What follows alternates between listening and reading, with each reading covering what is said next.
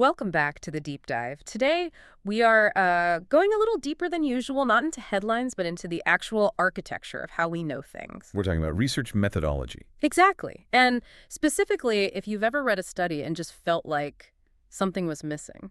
Like it's only half the story. Yes. Maybe it had all these incredible stats, but no, human element. Or the opposite, great stories, but you wonder, does this apply to anyone else?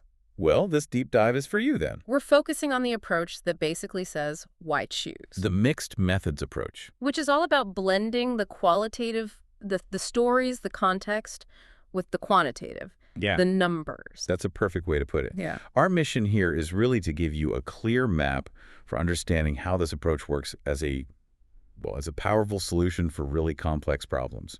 It's about using all the evidence you can get your hands on. Okay, let's unpack this. So it feels kind of intuitive, right, to just mix things. It does now. But our sources point out that the real breakthrough for formally combining these methods happened surprisingly recently. We're talking about the 1970s. The 70s. Why did it take so long for what seems like, a common sense idea to get formal recognition?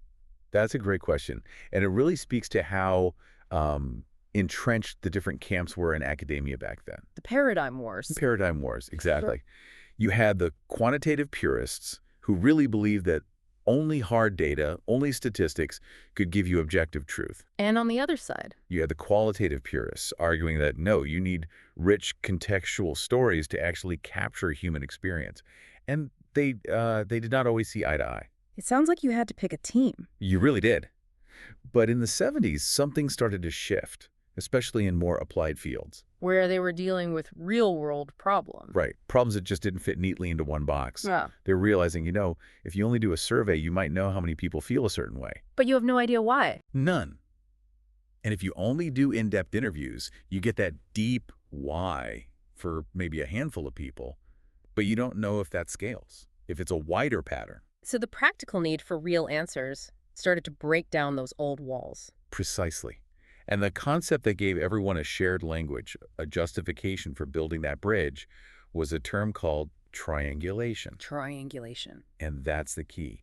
If you get your head around triangulation, you really get the entire value of the mixed methods approach. It sounds a bit technical, a bit, mathematical. Well, it can be, but think of it more like a detective trying to solve a case. Okay, I like that. A good detective never relies on just one witness. Yeah. They'll talk to multiple witnesses, but they'll also check that against, say, security camera footage or forensic evidence. They're building a case from different kinds of evidence. Exactly. That's triangulation in action. The academic definition, as our sources laid it out, is that it's all about ensuring the validity of your research. So proving your findings are solid. Yes, by generating multiple perspectives on the same phenomenon. And you can do that by using different data sources, different investigators, different theories, or, and this is the big one for us, different research methods. That detective analogy really works. You're building a consensus around a finding, proving it holds up no matter which way you look at it. And that search for corroboration is what makes it so powerful. If your interviews suggest, say, that motivation is the key factor, and then your survey data shows a strong statistical link between motivation and an outcome, Then the combined finding is way stronger than either one on its own. so much stronger. And this didn't just stay in theory. Our sources really highlight a field where it took off. Applied linguistics. Yes. The notes point to this fascinating period between 1995 and 2005 as a whole decade where applied linguists were really calling for more engagement with this approach.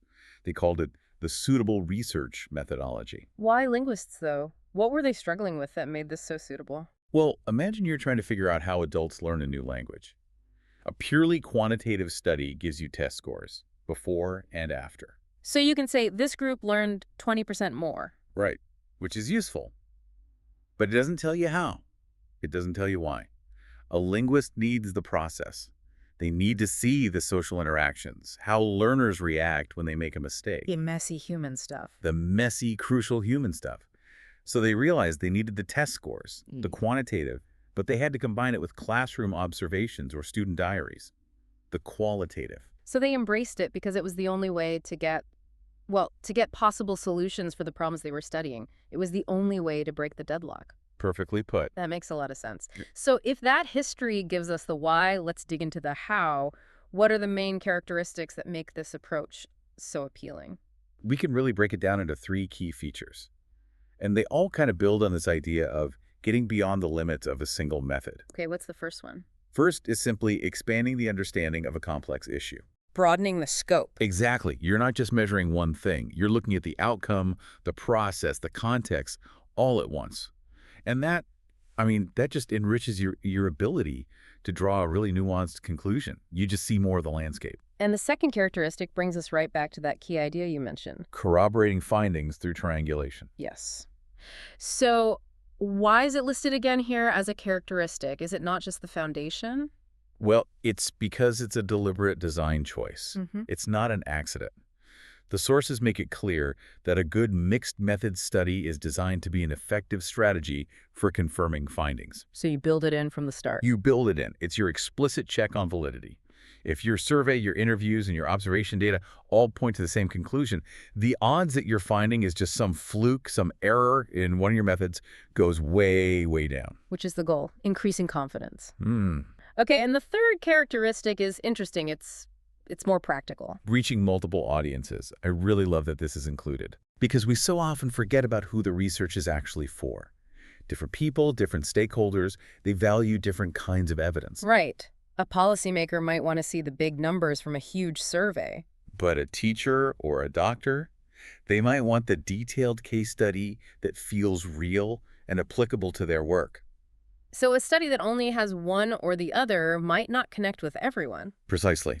The sources say the final results of a mixed method study can be more palatable for certain audiences. By giving them the statistics and the story, you're automatically making your research more impactful. It speaks to more people. Here's where it gets really interesting, though. We've been talking about all the strengths, the synergy, but there has to be a catch. There's always a catch. I mean, if you're essentially running two studies at once, a quant one and a qual one, isn't that just double the work, double the cost, double the complexity? That's a huge challenge, and it's a real one. But the argument from methodologists is that the benefit isn't just additive, it's corrective. Corrective? What do you mean? The consensus is that mixed methods has the potential to bring out the best of both approaches. The key idea is that the strengths of one method are used specifically to overcome the weaknesses of the other method. Okay, so give me an example. Let's say you're studying a very rare population, so your quantitative sample is tiny. Your statistics might be a bit shaky. Not very reliable. Right. But you can correct for that weakness by pairing it with an incredibly rich, deep qualitative analysis of those few participants. The qualitative depth provides the robustness that the small sample size lacks. I see. So it's like an internal insurance policy. You use the deep stories to prop up the weak numbers. Or you could use a big survey to make sure the stories you heard from a few people aren't just one-off anecdotes. That's it, exactly. It's a fail-safe. Yeah. And when that works, when you get that synergy, you achieve that gold standard. Right. You get validity through the convergence and corroboration of your findings. The data aren't just sitting next to each other. They're proving each other out. They're actively validating each other. But we have to bring in the other side here. Our sources point to some real skepticism, even from people who like the approach. They mention a researcher, Dernier. Yes, and it's a really important critique to include. The concern isn't about whether you can mix methods. We know you can. The question is whether you can do it well. It's whether you can do it in a principled way. The core skepticism is whether there's a principled approach to guiding the variety of combinations. What does that mean, a principled approach? It means having a clear, logical reason for why you're combining things the way you are. Because if you don't, the risk is you end up with what he calls a deficient research approach. So what does this all mean? What does a deficient approach actually look like? Well, the classic example is just bad integration. It's when a researcher does a quantitative study, then they do a qualitative study, and in the final report, they just sort of staple them together. One chapter on the survey, one chapter on the interviews, and no link between them. Zero link. It's like having two separate piles of data instead of one coherent argument. The parts never actually work together. So the complexity that makes it so powerful is also its biggest trap. It is. If it's not managed with real care and a clear plan, you just risk having a complicated mess instead of a rigorous study. So synthesizing all this for you, the listener, the big takeaway seems clear. Mixed methods is this incredibly powerful tool for getting to the truth, for achieving validity. but it's not easy. It absolutely requires careful planning.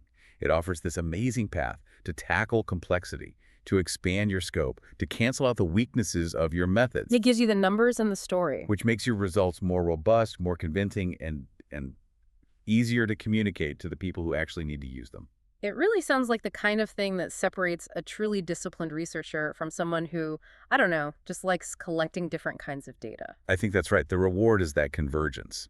The risk is that clumsy, deficient approach. Which leads us to the final thought we want to leave you with. And it builds right on that critique.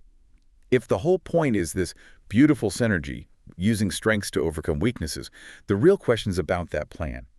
Is that principled approach that you need to avoid a deficient study something that can be definitively taught? Or is it more of an art? Or is it a skill, maybe even an instinct, that the individual researcher just has to bring to the table?